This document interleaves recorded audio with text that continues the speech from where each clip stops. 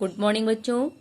आज इतिहास की कक्षा में आप सबका स्वागत है। मैं उम्मीद करती हूँ आप बिल्कुल स्वस्थ होंगी, आपकी पढ़ाई भी ठीक ठाक चल रही होगी। तो बेटा हम लोग पढ़ रहे थे रोमन साम्राज्य। तो रोमन साम्राज्य में रोम साम्राज्य के इतिहास के जानने के स्रोत कल हम लोग पढ़े थे। आज हम लोग पढ़ेंगे रोमन साम्राज्य का आरंभिक काल, यानी रोमन साम्राज्य का आरंभिक काल कैसा था, वहाँ का शासक कौन था, यहाँ की शासन व्यवस्था कैसी थी। ठीक, तो सबसे पहले हम देखेंगे जो रोमन साम्राज्य था वो 2700 ईस्वी पूर्व में जूलियस सीजर के दत्तक पुत्र तथा उत्तराधिकारी ऑक्टेवियन था, वो रोम में अपनी सत्ता को स्थापित किया। और यही ऑक्टेवियन ही ऑगस्टस नाम से रोम साम्राज्य का राजा बना। ठीक, रोम साम्राज्य का राजा कौन बना? ऑगस्टस। इसका पहले नाम क्या था? ऑक्टेवियन। ऑगस्टस था वो एक क्षत्रिय शासक और सत्ता का वास्तविक स्रोत था, परंतु फिर भी वह एक निरंकुश शासक नहीं था। निरंकुश शासक मतलब कि केवल अपना ही वर्चस्व नहीं वो कायम किया था, उसे प्रिंसिपेट कहा जाता था, जिसका अर्थ तालिनी भाषा में प्रमुख नागरिक होता था। उसे क्या कहा जाता था? प्रिंसिपेट। प्रिंसिपेट का मतलब तालिनी भाषा में क्या होता है? प्रमुख नागरिक। सीनेट को सम्मान देने के लिए ही ऑगस्टस को प्रिंसिपेट कहा जाता था। क्यों उसे प्रिंसिपेट कहा जाता था? सम्मान देने के लिए। सीनेट में रोम के कुलीन तथा अभिजात वर्गों का प्रतिनिधित्व था। कुलीन का मतलब जो पूंजीपति होते हैं, अभिजात जो पूंजीपति का मतलब जो धन संपन्न वैभव से परिपूर्ण होते हैं, उन्हीं कुलीन वर्ग में अभिजात वर्ग में रखा जाता था। यह संस्था उस समय में से कार्य कर रही थी जब रोम गणतंत्र था, लेकिन शासन व्यवस्था की वास्तविक सत्ता सीनेट के पास थी। जो शासन की वास्तविक सत्ता होती है वो किसके पास थी? सीनेट के पास थी। सीनेट में कुलीन और अभिजात वर्ग थे। बाद में इस सत्ता में इतावली मूल के जमींदारों को भी शामिल कर लिया गया। जो इतावली मूल के जमींदार थे उनको भी सीनेट में शामिल कर लिया गया। ऑगस्टस के समय रोम साम्राज्य में एक अन्य संस्था सीनेट कार्य कर रही थी। सीनेट नामक संस्था का अस्तित्व रोम में कई शताब्दियों तक बना रहा। गणतंत्र एक ऐसी शासन व्यवस्था थी जिसमें वास्तविक सत्ता सीनेट नामक निकाय में निहित थी। जो वास्तविक सत्ता थी किसके हाथ में थी? सीनेट के हाथ में। और व्यवहारिक तौर पर गणतंत्र अभिजात वर्ग की सरकार का शासन था। वहां पे जो अभिजात वर्ग माने उच्च वर्ग के थे। राज्य वंश क्रम पर आधारित था। वंश क्रम का मतलब जैसे जो राजा है उसकी मृत्यु के बाद उसकी संतान ही राजा बनती थी, फिर उसके मरने के बाद उसकी संतान राजा बनती थी, उसे उस वंश क्रम कहते हैं। उत्तराधिकारी यदि दत्तक पुत्र भी होता था तो वही सिंहासन पर बैठता था। दत्तक पुत्र का शाब्दिक अर्थ क्या है? जो गोद लिया गया हो। मान लीजिए जिस राजा का कोई अपना संतान नहीं होता था, वो किसी दूसरे के पुत्र को यदि गोद ले लेता था तो वो उसकी संतान मानी जाती थी, और उसके मरने के बाद इस दत्तक पुत्र को अर्थात गोद लिए गए पुत्र को राजा बना दिया जाता था, तो वही सिंहासन पर बैठता था। सेना भी इस सिद्धांत का पूर्ण रूप से पालन करती थी। उदाहरण के लिए यहाँ बताया है टिबेरियस जो 14 से 37 ईस्वी रोम साम्राज्य की गद्दी पर आसीन हुआ। टिबेरियस, परंतु वह ऑगस्टस का स्वपुत्र नहीं था। टिबेरियस कौन था? ऑगस्टस का अपना पुत्र नहीं था, बल्कि गोद लिया हुआ पुत्र था, जिसको दत्तक पुत्र कहते हैं। ऑगस्टस के बाद शासन पे कौन आया? टिबेरियस। लेकिन टिबेरियस ऑगस्टस का खुद का पुत्र नहीं था, वो गोद लिया हुआ पुत्र था, जिसको दत्तक पुत्र कहा जाता है। रोमन साम्राज्य में ऑगस्टस के शासन काल को स्वर्ण युग माना जाता था। रोम साम्राज्य में किसका शासन स्वर्ण युग के नाम से जाना जाता था? ऑगस्टस के, क्योंकि इसके काल में रोमन साम्राज्य का चहुमुखी विकास हुआ। ऑगस्टस के शासन काल को स्वर्ण युग क्यों कहा गया? तो ऑगस्टस के शासन काल को स्वर्ण युग इसलिए कहा गया क्योंकि इसके शासन काल में रोमन साम्राज्य का चहुमुखी विकास हुआ। सम्राट त्रांजान के द्वारा 113 से 17 में चलाया गया साम्राज्य विस्तार अभियान एकमात्र अभियान था जिसके द्वारा फरात नदी के पार के क्षेत्रों पर निरर्थक कब्जा कर लिया गया था, लेकिन कुछ समय पश्चात राजान के उत्तराधिकारियों को उन क्षेत्रों को छोड़ना पड़ा था। अब रोमन साम्राज्य की सैनिक पद्धति क्या थी? अब तो ये समझ में आ गया ना कि रोमन साम्राज्य का आरंभिक काल कब था और वहां का उत्तराधिकारी कौन था? ऑगस्टस। ऑगस्टस का शासनकाल स्वर्ण युग के नाम से जाना जाता था क्योंकि वहां उसके समय में चतुर्मुखी विकास हुआ। कह सकते हैं कि रोमन साम्राज्य का हर क्षेत्र में विकास हुआ। ऑगस्टस के बाद वहां का शासक टिबेरियस बना, जो टिबेरियस ऑगस्टस का दत्तक पुत्र था। अब देखिए रोमन साम्राज्य की सैनिक पद्धति क्या थी। वह सेना जिसमें कुछ वर्गों या समूहों के वयस्क पुरुषों को अनिवार्य रूप से सैनिक सेवा करनी पड़ती थी, बलात् भर्ती वाली सेना कहलाता है। यानी इन्हें बलपूर्वक उसमें भर्ती किया जाए। बलात् माने बलपूर्वक इनको करना ही पड़ता था। जो वयस्क होते थे, वयस्क मतलब जो युवा लोग होते थे, उनको अनिवार्य रूप से सैनिक सेवा करनी ही पड़ती थी।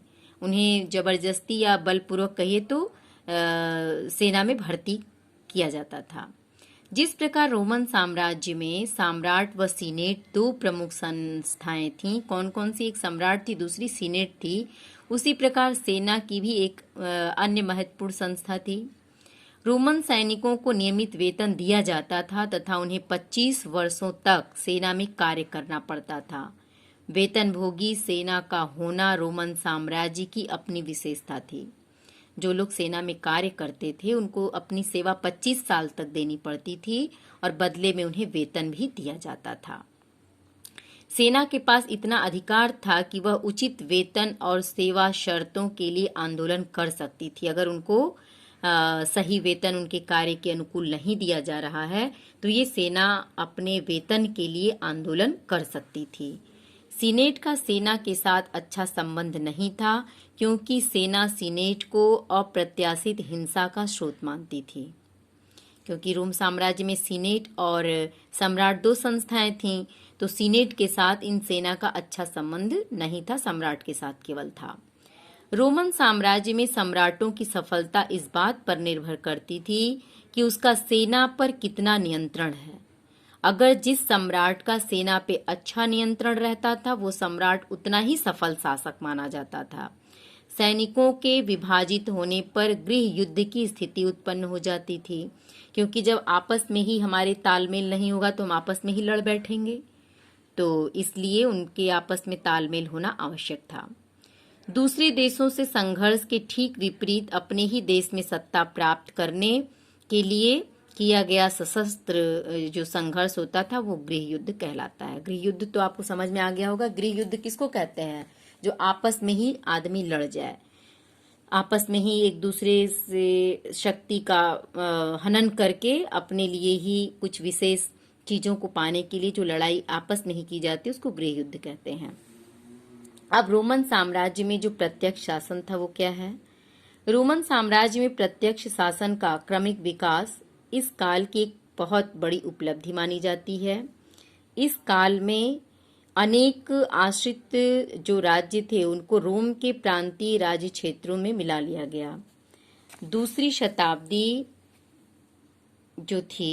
शताब्दी के प्रारंभिक वर्षों तक जो राज्य फरात के पश्चिम अर्थात रोम राज्य की ओर थे उन पर रोम साम्राज्य का अधिकार कर लिया गया।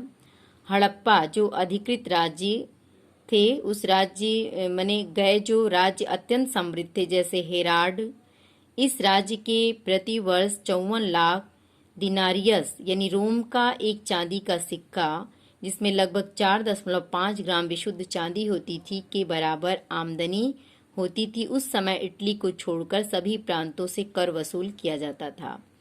रोमन साम्राज्य जब अपने उत्कर्ष पर था तब इसकी सीमा स्कॉटलैंड से अर्मोनिया सीमाओं तक तथा सहारा से फरात नदी के आगे तक फैली हुई थी। कहाँ तक इसकी सीमा थी? फरात नदी, सहारा से फरात नदी और स्कॉटलैंड से आर्मेनिया तक। ठीक। अब रोमन साम्राज्य में नियंत्रण का साधन क्या था ये भी देख लेते हैं।